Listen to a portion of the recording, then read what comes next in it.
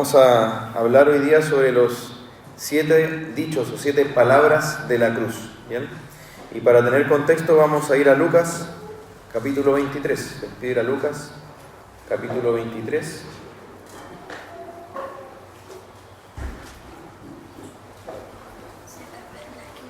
Gracias.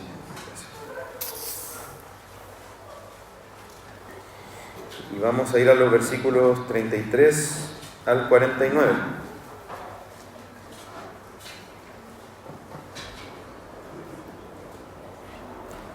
Lucas 23, del 33 al 49. Dice así: Cuando llegaron al lugar llamado La Calavera, crucificaron allí a Jesús y a los malhechores, uno a la derecha y otro a la izquierda. Y Jesús decía: Padre, perdónalos, porque no saben lo que hacen. Y los soldados echaron suertes, repartiéndose entre sí sus vestidos. El pueblo estaba allí mirando, y aún los gobernantes se burlaban de él, diciendo: a otros salvó, que se salve él mismo, si este es el Cristo de Dios, su escogido. Los soldados también se burlaban de Jesús y se acercaban a él y le ofrecían vinagre, diciendo: si tú eres el rey de los judíos, sálvate a ti mismo. Había también una inscripción sobre él que decía: este es el rey de los judíos. Uno de los malhechores que estaban colgados allí lanzaba insultos, diciendo: ¿no eres tú el Cristo? Sálvate a ti mismo y a nosotros. Pero el otro le contestó y reprendiéndolo, dijo: ¿ni siquiera temes tú a Dios a pesar de que estás bajo la misma condena? Nosotros a la verdad justamente porque recibimos lo que merecemos por nuestros hechos, dice, pero este nada malo ha hecho. Y añadió: Jesús, acuérdate de mí cuando vengas en tu reino. Entonces Jesús le dijo: en verdad te digo, hoy estarás conmigo en el paraíso. Era ya como la hora sexta, cuando descendieron tinieblas sobre toda la tierra hasta la hora novena, al eclipsarse el sol. El velo del templo se rasgó en dos, y Jesús, clamando a gran voz, dijo: Padre, en tus manos encomiendo mi espíritu. Habiendo dicho esto, expiró. Al ver el centurión lo que había sucedido, glorificaba a Dios, diciendo: ciertamente, este hombre era inocente. Todas las multitudes que se habían reunido para presenciar este espectáculo, al observar lo que había acontecido, se volvieron golpeándose el pecho. Pero todos los conocidos de Jesús y las mujeres que lo habían acompañado desde Galilea estaban a cierta distancia viendo estas cosas. Amén. Las últimas palabras que se dicen en el lecho de muerte tienen esa connotación especial de ser como el punto final, ¿cierto? Como que todos ponen atención a qué es lo que va a decir una persona cuando ya está en su último aliento. Y muchas veces esas últimas palabras reflejan obsesiones que se tuvieron durante la vida o culpas con las que se cargó durante el paso por esta tierra o deseos incumplidos. Hay palabras famosas que se han dicho en el lecho de muerte. Por ejemplo, Napoleón dijo: Francia, el ejército, Josefina. Esas eran las palabras que estaban en su lecho de muerte, demostrando ahí su obsesión que él tuvo, lo que guió su vida, para lo que él vivió, ¿cierto? Para su país, su ejército y la mujer que él amó. Leonardo da Vinci pidió perdón, dice, porque ha ofendido a Dios y a la humanidad por la baja calidad de su trabajo, porque él dijo que no era lo que debió ser. Bernardo Higgins, por ejemplo, un personaje ahí de nuestra historia, se dice que él murió repitiendo Magallanes, Magallanes, porque era muy importante tomar ese terreno para Chile, no era todavía parte de nuestro territorio. Y así muchas otras personas han muerto diciendo cosas, como les decía, reflejando lo que hay en sus corazones, lo más profundo. Pero en el caso de Jesús, esas últimas palabras tienen una connotación incomparable, ¿cierto? Son como ninguna otra, porque es el Dios hecho hombre hablando, padeciendo en esa cruz, con su último aliento. Y en estas 7 palabras, que se llaman los 7 dichos de la cruz, Él muestra pleno dominio de lo que está ocurriendo, a pesar de que está allí sufriendo la agonía de la crucifixión, que era la más terrible de la antigüedad. Él muestra que no está derrotado, sino que Él está allí también siendo Señor, gobernando todo lo que está ocurriendo, en pleno control de lo que está sucediendo. Y es lo que Él entregó entonces en su agonía, en su más profundo dolor, en el estado de humillación, pero son palabras que dan vida. Por eso debemos atender a ellas con mucha consideración. ¿Y cuáles son estas 7 palabras? Las llamadas septem verba, en latín, las 7 palabras. Dice así, la primera la leímos en este texto, Lucas 23, 34, Padre, perdónalos, porque no saben lo que hacen. Es la palabra de perdón que se le ha llamado. La segunda, palabra de salvación, hoy estarás conmigo en el paraíso, Lucas 23, 43. También hay una palabra de afecto que está en Juan 19, 26 al 27, dice, mujer, ahí tienes a tu hijo. Hijo, ahí tienes a tu madre. Le dice a María y a Juan, ¿cierto?, al discípulo, respectivamente. También la cuarta palabra es de angustia. Ahí es el conocido Dios mío, ¿por qué me has abandonado? Está en Mateo 27, 46. La quinta palabra es de sufrimiento, tengo sed, en Juan 19, 28. La sexta palabra es de victoria, consumado es, Juan 19, 30. Y la última, la séptima palabra es de contentamiento, Padre, en tus manos encomiendo mi espíritu. Lucas 23, 46. Estas son las 7 palabras o los 7 dichos de Jesús y vamos a ir adentrándonos en ellos, pero al hacerlo debemos tener en cuenta en qué contexto ocurrió esto. Jesús estaba en la cruz, pero ¿qué había pasado en los momentos que rodeaban al Calvario? Debemos tener en cuenta ahí que Jesús no había dormido en toda la noche. Él pasó la noche habiendo sido arrestado y habiendo comparecido ante audiencias de los judíos, en las que fue insultado, en las que fue golpeado, en las que fue escupido, se burlaron de él. Pero físicamente debemos tener en cuenta que él no durmió, no descansó esa noche. Y él, como verdadero hombre, sí experimentaba cansancio, sí experimentaba el agotamiento. También debemos saber que fue torturado por los romanos antes de ir a la cruz. Él sufrió la flagelación de los romanos, que no tenía el límite de los judíos. O sea, ustedes verán que en la ley se dice que solo los judíos podían ser azotados con 39 azotes o 40 menos 1, ¿cierto? Bueno, en el caso de los romanos no tenían ese límite. Es decir, ellos torturaban y azotaban hasta que ellos, los torturadores, se cansaban, no hasta que el hombre pudiera soportar, ¿cierto? Aquel que estaba siendo ahí azotado. Y además usaban unas tiras de cuero donde en los extremos se le ataban pedazos de hueso o pedazos de metal. A ellos no les importaba si estaba oxidado o no les importaba nada. De hecho, lo que ocurría con eso es que desgarraba completamente a la persona, a tal punto que muchas veces se podían ver sus huesos. Y era tan cruel ese castigo que algunos morían ahí, ni siquiera aguantaban después de eso para ir a la crucifixión. Entonces, eso ya lo había sufrido Jesús antes de la cruz. Entonces, podemos presumir que él estaba deshidratado, él estaba exhausto y además ya había perdido mucha sangre, ya había sido sometido a este castigo brutal. Además, se les daba un sedante a los crucificados para que de alguna forma pudieran soportar ese dolor, que era una especie de sustancia mezclada con mirra, pero se nos dice en Marcos que él rechazó eso. Él no fue sedado, no quiso ser anestesiado para este momento, sino que él bebió la copa de este sufrimiento de manera completa. Y además, ya como si todo esto fuera poco, él fue crucificado. Y nosotros leemos los relatos de los evangelios y ahí simplemente dice fue crucificado, así nomás. Porque para ellos era conocido lo que eso significaba. Ellos habían visto a personas crucificadas. Pero para nosotros no es parte de nuestra experiencia de vida, gracias a Dios, ¿cierto? Nosotros sabemos por Jesús lo que fue eso, pero no tenemos idea de lo que significa ver una crucifixión, ver a una persona allí puesta en un madero a la orilla de un camino para que todos los que pasen sean horrorizados con eso. Y la verdad es que este castigo, sin duda el objetivo era que el crucificado sufriera lo más posible, pero además no tenía por objetivo que muriera rápido, sino al contrario, que muriera lento.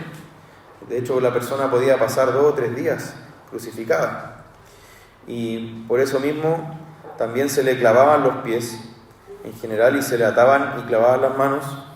Y al estar en esta posición con las manos extendidas, y el pecho se expandía y costaba mucho respirar. Entonces, lo que empezaba a ocurrir era que el crucificado se comenzaba a asfixiar, porque no podía respirar adecuadamente, y para poder respirar tenía que impulsarse con los pies hacia arriba. ¿Y cuál era el problema de eso? Que sus pies estaban clavados. Entonces imagínense el dolor que producía eso, que dificultaba más la respiración todavía. Entonces era una lucha entre soportar el dolor de los clavos y además tratar de respirar de alguna forma.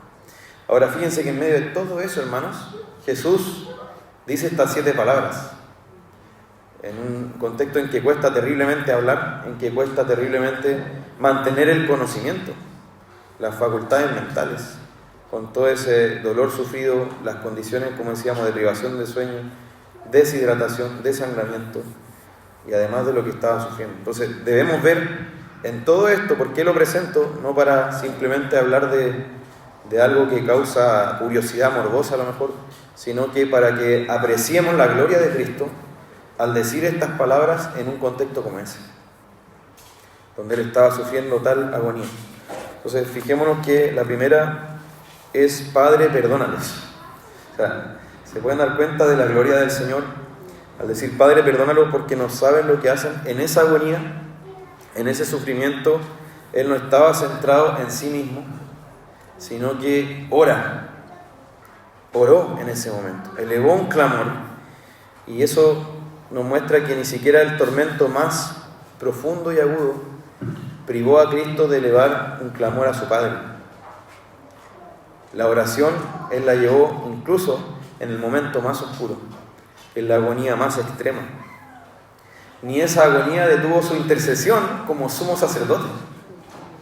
Él allí siguió actuando como tal, como nuestro gran sumo sacerdote, e invoca ese vínculo de hijo hacia su Padre, como se refirió durante todo su ministerio. Él desde la cruz ahora lo invoca, y esa también es la base de su relación, ¿cierto? De cómo Él se presenta en oración ante el Padre, es por ese vínculo. Y si Él pudo llamar a Dios Padre en ese momento, ¿cuánto más ahora que está en la gloria? Si Él pudo elevar una oración rogando por los pecadores allí en la cruz, ¿cuánto más ahora que está a su diestra en gloria?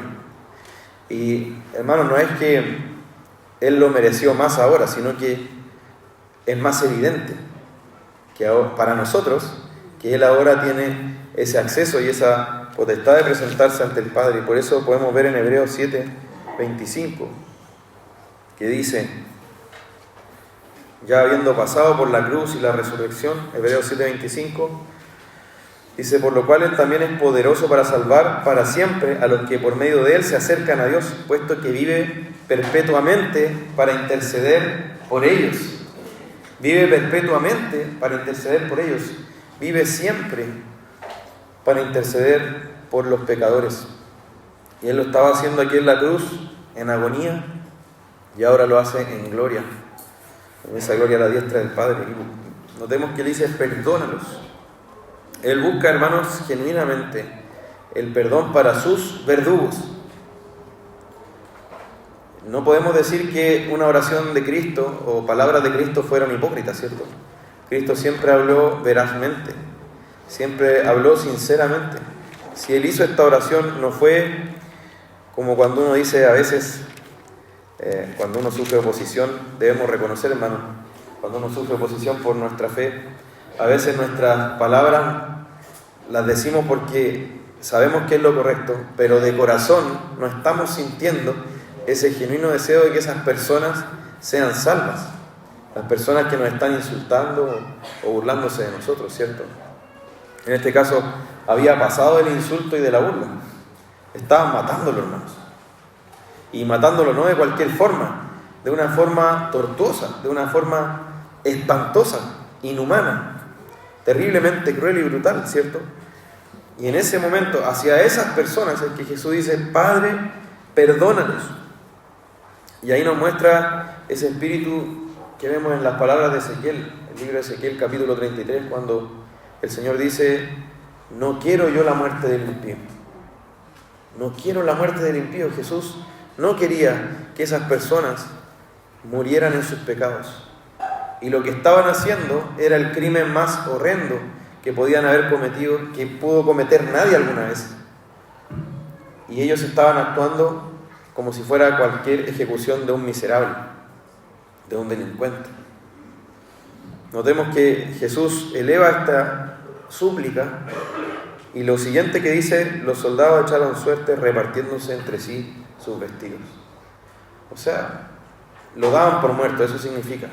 Lo ponen en la cruz, se reparten sus cosas porque para ellos murió, y obviamente estaban tan acostumbrados a este tipo de hechos tan brutales que dijeron: bueno, echemos suerte a ver quién se lleva su manto, quién se lleva sus cosas. Terrible lo que estaba ocurriendo, o sea, demostraba realmente que ellos no sabían lo que estaban haciendo.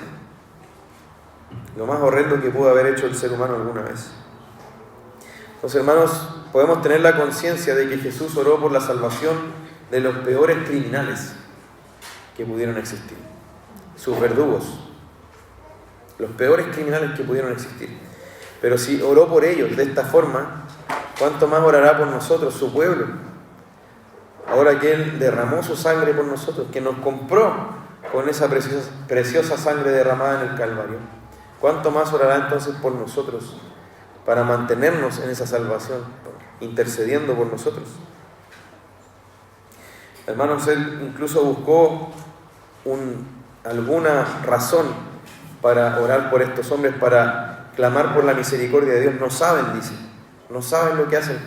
Y bueno, la ignorancia no exculpa de pecado, no nos libra de pecado. De hecho, por algo está pidiendo perdón para ellos, porque son culpables. Pero está buscando ese lugar para la misericordia, y eso vemos que fue el ministerio de Cristo, cómo Él constantemente buscó el lugar para la misericordia hacia nosotros, tanto así que Él dio su vida para que pudiéramos recibir la misericordia del Señor. Y algunos, como Spurgeon, creen que esta petición fue respondida, y bueno, sabemos que sí, hubo respuesta, y una que se ve claramente es en el día de Pentecostés, cuando los apóstoles confrontan a esta multitud que había pedido la muerte del Mesías, y ellos ahí responden en Hechos 2:37. Se ve una respuesta a esto. Hechos 2:37. Luego de ser confrontados por esta predicación, le dice: al oír esto, conmovidos profundamente, esta multitud dijeron a Pedro y a los demás apóstoles: hermanos, ¿qué haremos? Y ahí es donde Pedro les dice: arrepiéntanse y sean bautizados. Entonces hubo una conmoción de espíritu, y podemos saber que esta oración no fue a saco roto, sino que fue oída y respondida favorablemente por el Padre. Hermanos, nos deja un ejemplo esta petición de Jesús, esta palabra de Jesús, esta palabra de perdón. Nos deja un ejemplo primero de que nuestro orgullo no puede permanecer en pie ante esto, ¿cierto? Si el Señor, si el Salvador, Dios hecho hombre, el justo, sufriendo tal injusticia de ser burlado, ¿cierto?, ser golpeado, ser asesinado por el juicio más injusto, por los verdugos más injustos, y aún así pidió el perdón sinceramente para ellos, ¿cuánto más nosotros debemos desear el perdón de aquellos que nos ofenden y orar sinceramente, como dice el Padre nuestro, ¿cierto? Perdónanos nuestras deudas como nosotros perdonamos a nuestros deudores. Orar esa oración sinceramente. Y además buscar la salvación de las almas, así como la buscó Jesús incluso en la agonía, incluso cuando cada palabra contaba, porque se estaba asfixiando en esa cruz. Cuando cada palabra que él decía debía ser dicha con toda la fuerza que él podía tener en ese momento. Él buscó el perdón de los pecadores y la salvación de las almas. Y en línea con esto tenemos la segunda palabra, que es una palabra de salvación. En Lucas 23, 43, ahí tenemos la petición que le hace el ladrón, ¿cierto? Jesús, acuérdate de mí cuando vengas en tu reino. Y en el versículo 43 dice, entonces Jesús le dijo, en verdad te digo, hoy estarás conmigo en el paraíso. Amén. Bien, hermanos, yo he presentado un cierto orden de las palabras que es un orden tradicional, pero sí debemos tener en cuenta que no están ordenadas cronológicamente porque no sabemos en qué orden cronológico fueron. Bien, aclaro eso también de paso porque estas 7 palabras están dispersas en los 4 evangelios, no están todas en uno solo. Bien, entonces, lógicamente se ha ordenado así.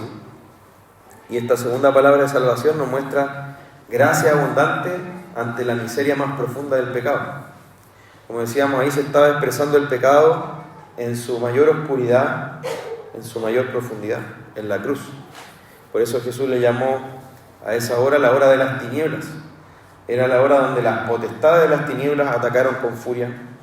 Fueron así como una manada de perros salvajes tratando de desgarrar a nuestro Salvador. Y también usaron para esto a hombres pecadores que dejaron fluir todo su pecado.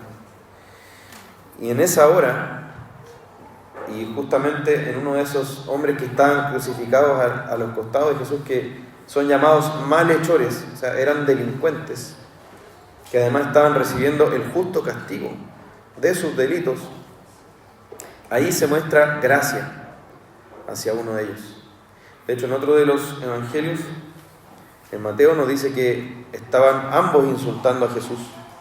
O sea, podemos suponer que en un comienzo este ladrón que hace esta petición estaba también insultando a Jesús. Y luego, de alguna forma, él llega al arrepentimiento, llega a darse cuenta de su propio pecado y de la gloria de Cristo como Salvador. Y esto nos muestra que no hay pecado que la sangre de Cristo no pueda cubrir. Incluso un hombre que estaba recién injuriándolo, insultándolo, ahora es movido al arrepentimiento. Y es que queda claro aquí también que la fe es una obra de Dios, ¿cierto? Y la fe es una obra sobrenatural del Señor en el corazón del pecador, porque este hombre no estaba viendo a Jesús en su gloria, no lo vio ascendiendo triunfante, lo vio en la más profunda humillación. Notemos que incluso viendo a Jesús haciendo milagros, muchos no creyeron. Cuánto más difícil desde el punto de vista humano es creer cuando se le ve en una cruz totalmente humillado y ya aparentemente sin capacidad de hacer nada, impotente ahí. De hecho, lo que le decían aquellos que lo rodeaban era: sálvate a ti mismo. A otros salvó, sálvate a ti mismo. Y lo más fácil es ir con la corriente, ¿cierto? Eso es lo que se le da mejor a nuestro pecado, ir con la corriente de lo que están haciendo la mayoría. Pero este hombre, con una fe que podemos notar que es sobrenatural, ve la gloria de Cristo y lo ve como Señor y Rey. Él le dice: acuérdate de mí cuando vengas en tu reino. Primero, ¿qué está suponiendo ahí? Que Jesús va a vencer sobre la muerte, de alguna forma. Que ese no va a ser el fin de Jesús. Y por otro lado está suponiendo que Él va a volver reinando. Entonces es una fe que rompió con todo esquema humano, con toda expectativa humana, ¿cierto? Es como cuando Pedro confesó y le dijo: tú eres el Cristo, el Hijo del Dios viviente. Y Jesús le dice: esto no te lo reveló carne ni sangre. O sea, en otras palabras, ¿qué quiere decir eso? Esto no lo pudiste aprender humanamente de ninguna forma, sino que te lo reveló mi Padre que está en los cielos.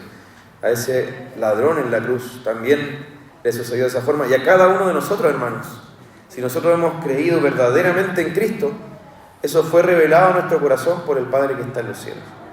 ¿Y qué nos dice eso, hermano? Que el Espíritu Santo estaba obrando aún allí en el Calvario. Aún en esa hora más oscura, la hora de las tinieblas, el Espíritu Santo despertó el corazón de ese hombre, de ese delincuente moribundo, para que reconociera a Cristo. Y Jesús le dice, hoy, le responde, incluso le dice, en verdad te digo.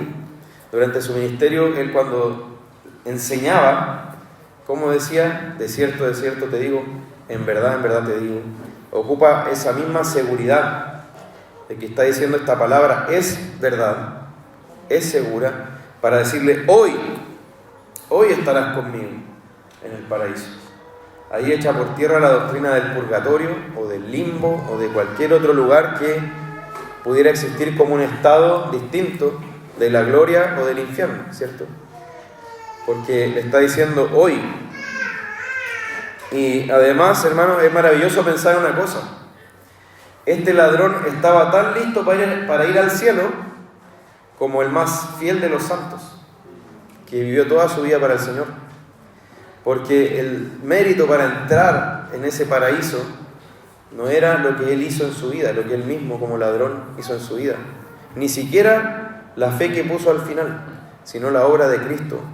Ese fue el mérito que le permitió entrar al cielo. Así como aquel que vivió toda su vida para el Señor. Y por eso, hermanos, si nos preguntamos con qué nota entramos al cielo cada uno de nosotros, uno podrá decir, no, yo un 5 nomás, un 4.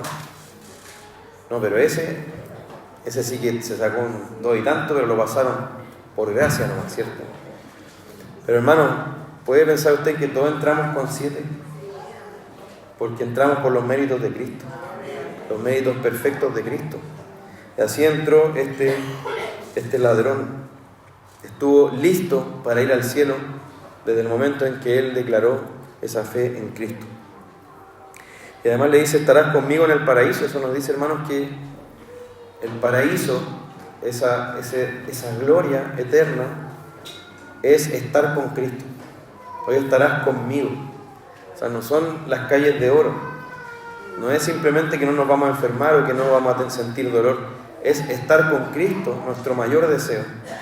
Y ese ladrón debió haber sentido ahí, a pesar de su agonía también, como crucificado, debió haber sentido ese alivio, esa paz que sobrepasa todo entendimiento, al saber que Él, el mismo Salvador, en aquella cruz le está diciendo, hoy estarás conmigo en el paraíso. Hermanos, si Cristo fue poderoso para salvar allí en su agonía, ¿cuánto más evidente es que Él es poderoso para salvar estando en gloria, a la diestra del Padre, reinando hasta que todos sus enemigos sean puestos bajo sus pies? Pero ¿te puedes ver reflejado en ese ladrón, hermano? ¿Puedes ver allí reflejada tu miseria, tu necesidad de salvación? Si te ves allí reflejado, puedes pedirle al Señor igualmente, acuérdate de mí cuando vengas en tu reino, y puedes tener la certeza de que Él dice hoy, de que el día en que tú partas de este mundo, el Señor te va a tomar consigo mismo para que estés con Él en el paraíso. No vamos a detenernos igualmente en todas las palabras, hermanos. Hay algunas que vamos a pasar más breve. Por ejemplo, esta tercera palabra, que es de afecto, de amor, en Juan 19, si podemos ir ahí.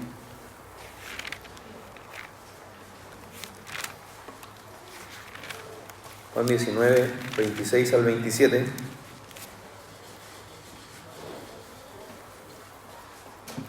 Dice: y cuando Jesús vio a su madre y al discípulo a quien él amaba, que estaba allí cerca, dijo a su madre: mujer, ahí está tu hijo. Después dijo al discípulo: ahí está tu madre. Y desde aquella hora el discípulo la recibió en su propia casa. Una vez más, hermanos, Jesús estaba en la agonía más profunda, en el dolor más terrible, más espantoso, y Él está preocupado de otros, en este caso de su madre. Está centrado, hermanos, en la misericordia, en hacer el bien. ¿Por qué? Porque los hermanos de Jesús lo habían rechazado hasta ese punto. Después sabemos que al menos algunos de ellos se convertirían, como Santiago y Judas, el hermano de Jesús. Y de hecho son los autores de la carta de Santiago y Judas.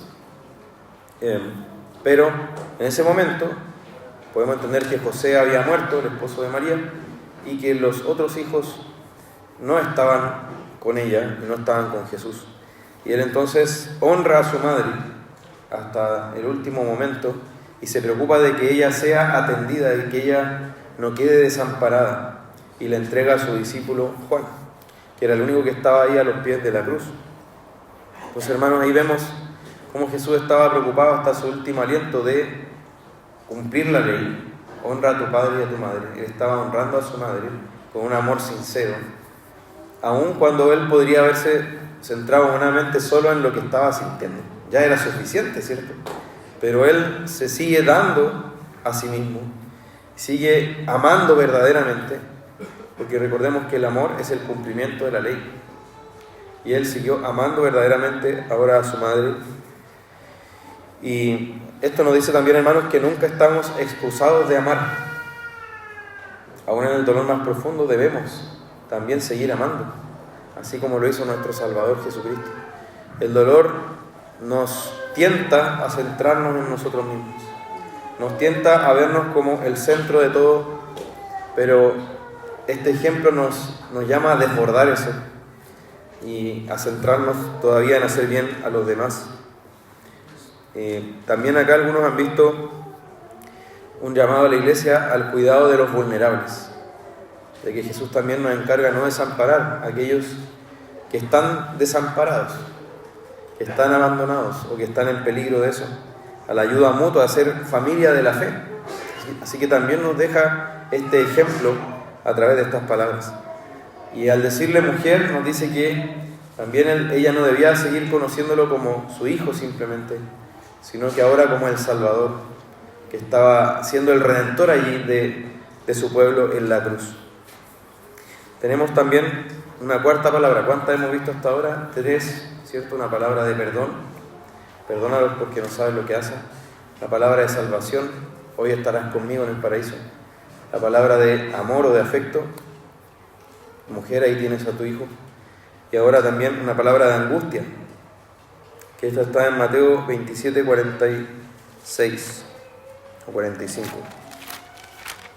que es la que vamos a leer a continuación. Y esta es la única que registra también Marcos. Dice, desde el versículo 45, Mateo 27, desde el versículo 45, desde la hora sexta hubo oscuridad sobre toda la tierra hasta la hora novena, y alrededor de la hora novena, es decir, como a las 3 de la tarde, Jesús exclamó a gran voz diciendo, Eli, Eli, lama sabactani. Esto es, Dios mío, ¿por qué me has abandonado? Acá podemos ver lo más profundo de la noche dentro de la noche que vivió Jesús. Esta es la hora más oscura dentro de esa noche. Spurgeon le llamaba la medianoche de la noche que vivió Jesús en esta cruz.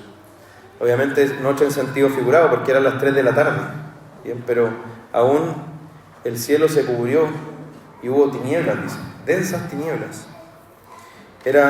Además, toda la creación, hermanos, estaba manifestando en ese momento la agonía del Creador, ¿cierto? El Salvador.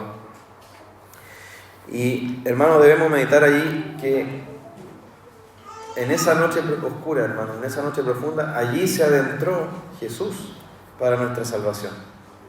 O sea, Él voluntariamente fue a esa hora oscura, de densas tinieblas, para salvarnos a nosotros. Es un vistazo, hermano, en este momento del juicio que Dios aplica a nuestro pecado. Como hemos dicho en otras oportunidades, la cruz manifiesta tanto el amor de Dios como el juicio de Dios contra el pecado. Si queremos ver cuánto odia Dios el pecado, cuánto lo aborrece, podemos ver en la cruz la ira que cargó sobre su Hijo por nuestros pecados. Y eso al mismo tiempo refleja el amor supremo de Dios, que fue capaz de llegar a ese punto para salvarnos. Hermanos, esto no fueron solo palabras como metáforas de Jesús, como un sentimiento de abandono solamente, sino que Él fue desamparado efectivamente. Este es un abandono real por el juicio, un abandono judicial como le han llamado algunos. Y está citando las palabras del Salmo 22. Y hermanos, ahí debemos tener en cuenta una cosa, que esa numeración de los salmos es reciente. En ese tiempo no se citaban los pasajes de la Biblia diciendo capítulo 1, capítulo 10, sino que se citaba dando un encabezado. ¿Y cómo comienza ese Salmo 22? Si vamos allí por un momento, dice justamente así, versículo 1 del Salmo 22, Dios mío, ¿por qué me has abandonado? ¿Por qué estás tan lejos de mi salvación y de las palabras de mi clamor? Y así continúa el Salmo del rey David. Y aquí está el hijo de David clamando en la agonía del Calvario con estas palabras. Y hermano, lo que estaba haciendo no era solo citar el versículo 1, sino que estaba diciendo, piensen en este Salmo, que para nosotros es el Salmo 22, y aplíquenlo a lo que estoy pasando ahora, a la cruz. De hecho, más adelante en ese mismo Salmo dice, me rodearon como perros, ¿cierto? Horadaron mis manos y mis pies, mi lengua está pegada a mi paladar. Todo lo que él sintió en la crucifixión era como una descripción de la crucifixión antes de la crucifixión, 1000 años antes aproximadamente, de que Cristo estuviera en ese Calvario. Los hermanos, ahí debemos tener en cuenta que Jesús fue desamparado para que nosotros seamos recibidos. Él fue abandonado judicialmente allí para que nosotros podamos tener acceso al Padre y podamos tener un vínculo inquebrantable. Tanto así que dice en Juan capítulo 10 que somos las ovejas del Señor y nadie nos puede arrebatar de su mano. Nadie puede romper ese vínculo. En Romanos 8 dice, ¿quién nos separará del amor de Cristo? Y al final dice, nada nos podrá separar del amor de Dios en Cristo Jesús. Es un vínculo que ya nada puede romper. Pero nuestro Salvador soportó la ruptura de ese vínculo para que nosotros seamos recibidos. Aquel que es la luz verdadera entró en estas tinieblas densas y profundas para que nosotros podamos andar ahora en la luz eterna.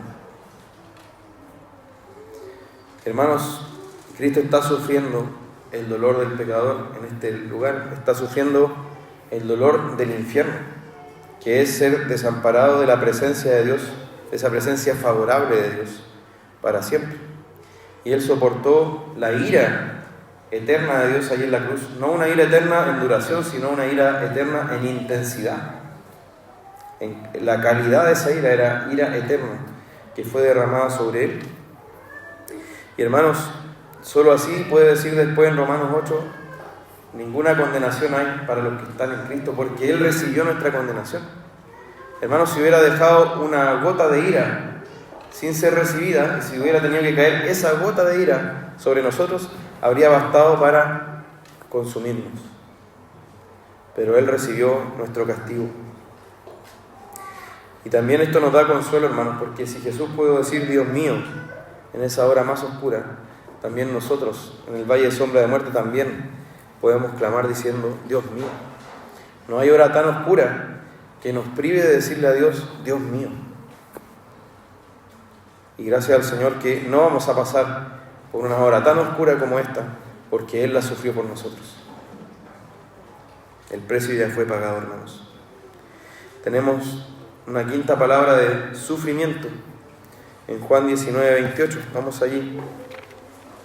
Juan 19, 28.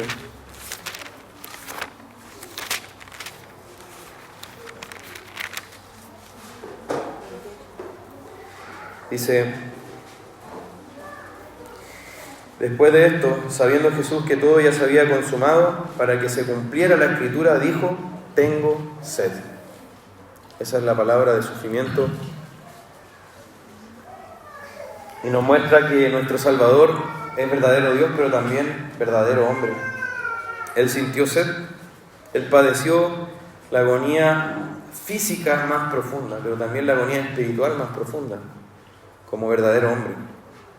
No hay sufrimiento, hermanos, mayor que haya experimentado, que experimentará un ser humano, que el sufrimiento de Cristo.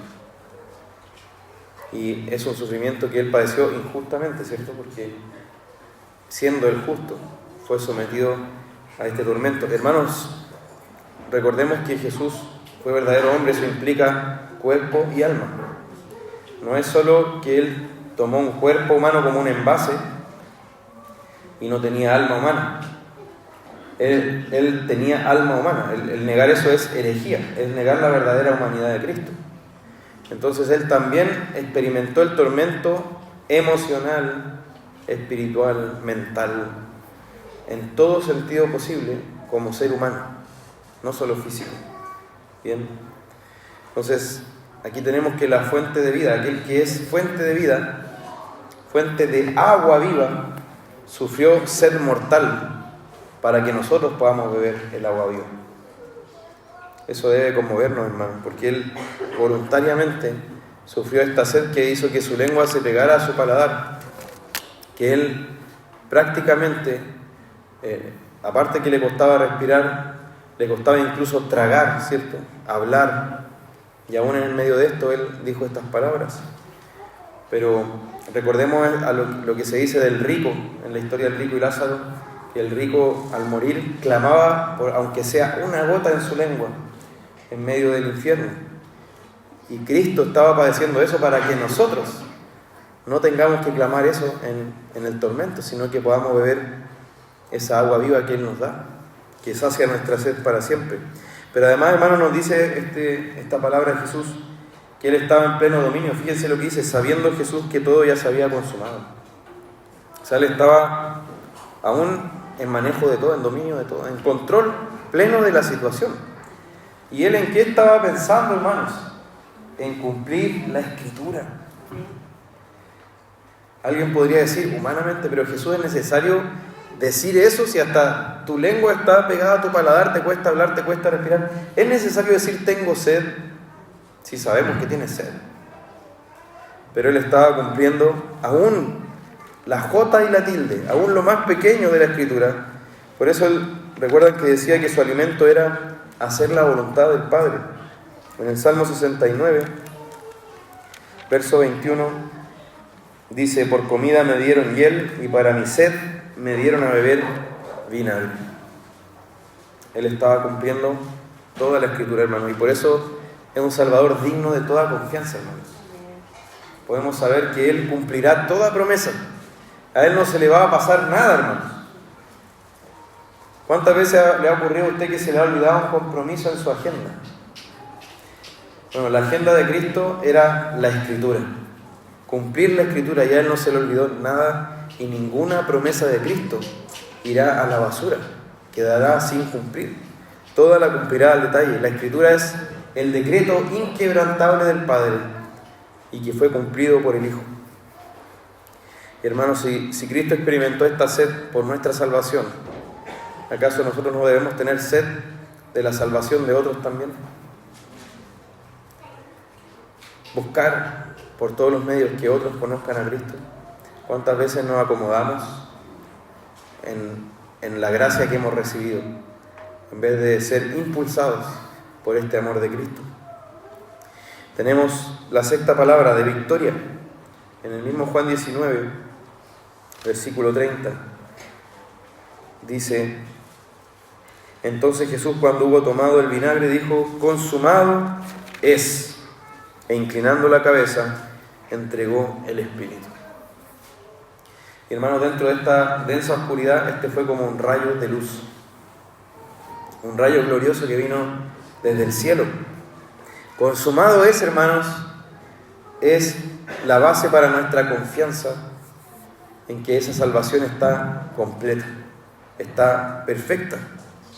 Hermanos, este es un término comercial, como han dicho algunos, se ha encontrado en documentos comerciales antiguos, cuando una deuda era completamente pagada o cuando un contrato era completamente cumplido.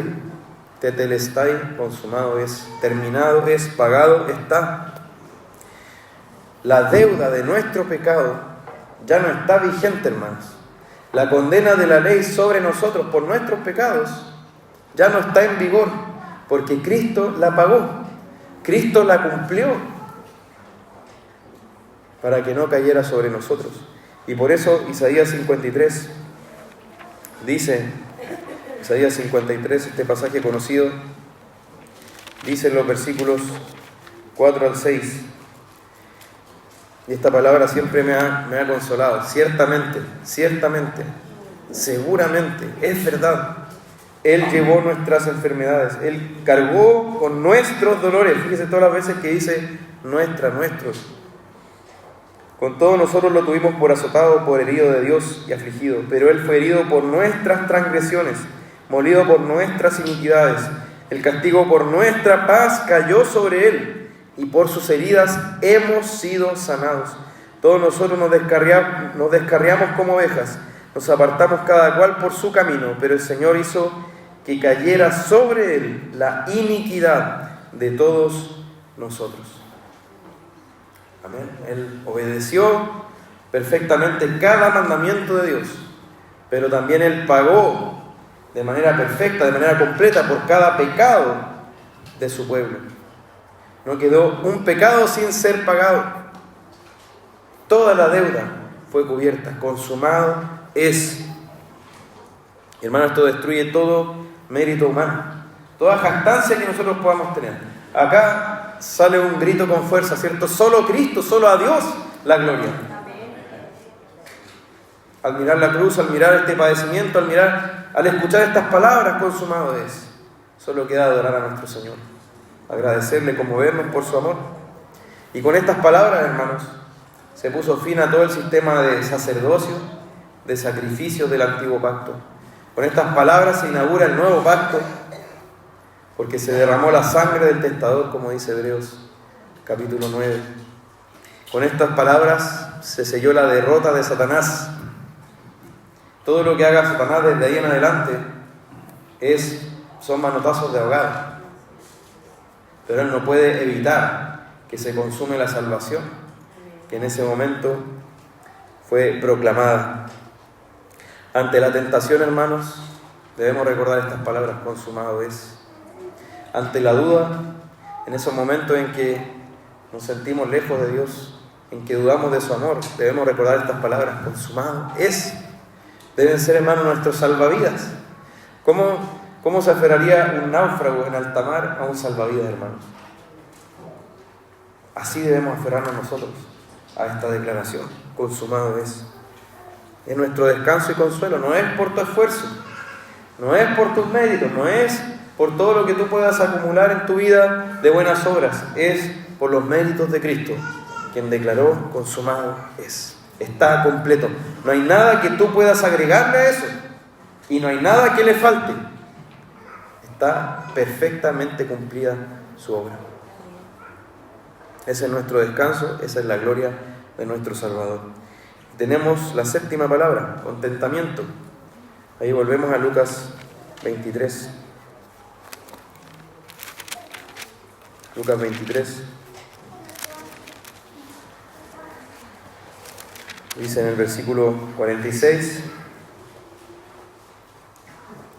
Jesús, clamando a gran voz, dijo: Padre, en tus manos encomiendo mi espíritu.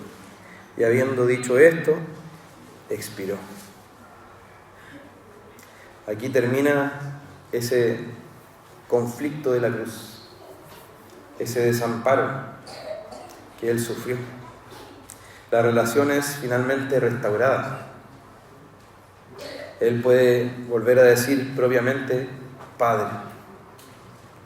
Como verdadero hombre, como nuestro representante, Él puede volver a orar, a clamar diciendo: Padre. Jesús muere en el regazo de su Padre. Es increíble pensar en eso, hermanos. Y eso también es un consuelo para nosotros, hermanos, porque sea cual sea nuestra muerte, si morimos en Cristo, morimos en el regazo de nuestro Padre. Y podemos saber, hermanos, que la próxima vez que se abran nuestros ojos será cuando escuchemos la voz de Cristo llamándonos a resucitar de nuestras tumbas, a despertar a la gloria. La muerte no nos va a poder arrebatar de los brazos de nuestro bendito Salvador y de nuestro Padre Celestial. Y hermanos, acá vemos a Cristo en dominio una vez más, porque Él dice en otros pasajes paralelos que entregó el Espíritu. En Juan capítulo 19, por ejemplo, decía, entregó el Espíritu. Nadie le quitó la vida, sino que Él la entregó. Él decidió cuándo dar ese último aliento, ese último suspiro. Él lo entregó. Y hermanos, este dominio de Cristo también se muestra en cómo Él exclamó estas palabras. ¿Cómo dice el texto que lo hizo? Clamando, ¿cómo? A gran voz. ¿Qué es lo que habíamos dicho? Se estaba asfixiando por el tormento en esa cruz, deshidratado, desangrándose, sin haber dormido, habiendo sido sometido a una tortura brutal por parte de los romanos, y habiendo estado ahí pendido de esa cruz, que le impedía incluso pensar humanamente con claridad.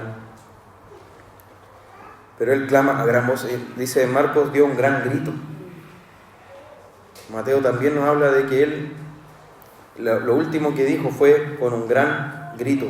Entonces, vemos que a pesar de toda esta dificultad que Él tenía, eso no le impidió morir de esta forma. Morir de esta forma gritando, Padre, en tus manos encomiendo mi espíritu. Hermanos, Jesús vivió encomendado a su Padre. Y esta muerte fue la consecuencia de haber vivido encomendado a su Padre. Y por eso Él también pudo morir diciendo, Padre, en tus manos encomiendo mi espíritu. No fue como Balaam, que él decía, muera yo la muerte de los justos, pero vivió la vida del impío. Y no estaba dispuesto a vivir la vida del justo. Cristo vivió encomendado a su Padre y murió encomendado a su Padre. Y eso nos dice que si morimos en Cristo, nosotros también podemos morir de esta forma, encomendados a nuestro Señor. Ahí está cumpliendo el Salmo 31:5, que dice justamente así, en tus manos encomiendo mi espíritu. Hermanos, que esta sea la manera en que vivamos. No solo cuando estemos en necesidad, cuando estemos en la angustia de una prueba, sino que en todo momento, en el gozo y en la angustia, en la sonrisa, en el sufrimiento, podamos decir de corazón, Padre, en tus manos encomiendo mi espíritu. Y que así en nuestro lecho de muerte sea una consecuencia natural también decir esto, hermanos. Esta palabra de Cristo, la séptima, muestra la reconciliación definitiva. Hermanos, Cristo ahora se presentaría como el sumo sacerdote que atravesó los cielos, dice, ante el Padre. Y Él nos llevó, el sumo sacerdote llevaba en su pecho 12 piedras que representaban a las 12 tribus de Israel. Y Él, cuando se presentaba en el templo, en el lugar santísimo, y presentaba el sacrificio en el día de la expiación para los pecados de todo el pueblo, Él llevaba en su pecho a ese pueblo representado delante de Dios. Cristo nos llevó en sí mismo también ante el Señor. Y por eso nosotros podemos considerarnos, como dice la Escritura, como sentados con Él en gloria. Nuestra vida está escondida con Cristo. Nuestra vida está segura en sus manos. Este fue el broche de oro de una vida de oración de Cristo. Y que sea entonces también la nuestra, como decíamos. Hermanos, estas fueron las palabras de Cristo, las 7 palabras. Son palabras dichas en la agonía de la muerte, pero son palabras que dan vida. Son espíritu y son vida. Son palabras que nos demuestran a un Salvador sufriendo como verdadero hombre, pero que nos dejan claro que Él era verdadero Dios también. Solo Dios hecho hombre podía padecer de esta forma por nuestra salvación y mostrar una gloria tan clara para nosotros en este momento de la cruz. Como decíamos, este es el momento de la demostración del juicio de Dios contra el pecado, pero también del amor supremo para salvarnos. Que este amor nos conmueve, hermanos, como siempre decimos, que nos apremie, que al considerar estas palabras seamos movidos, no a un conformismo impío, ¿cierto? Bueno, ya Él sufrió, entonces yo puedo olvidarme de estas cosas, sino que ¿cómo voy a vivir igual si sé que mi Salvador pasó por esto para darme vida y para rescatarme de la muerte? Vivamos entonces, hermanos, a la luz de estas palabras.